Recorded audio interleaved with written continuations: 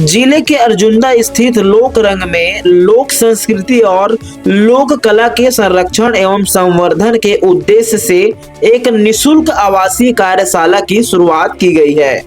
यह कार्यशाला 30 जून तक चलेगी और इसमें नवोदित लोक कलाकारों को गीत, नृत्य, अभिनय, कॉमेडी और अन्य सांस्कृतिक विधाओं में प्रशिक्षित किया जाएगा। कार्यशाला का प्रथम दिवस गुरुवार सुबह 10 बजे मां सरस्वती की पूजा अर्चना के साथ शुरू की गई है।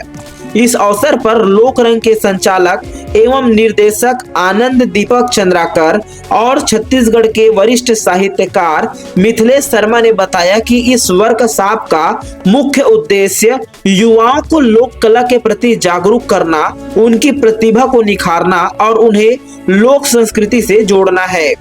कार्यशाला में चयनित प्रतिभाओं को दक्ष कलाकारों द्वारा निशुल्क प्रशिक्षण दिया जा रहा है। प्रतिभाओं के लिए आवास और भोजन की भी व्यवस्था लोकरंग अर्जुंदा द्वारा की गई है।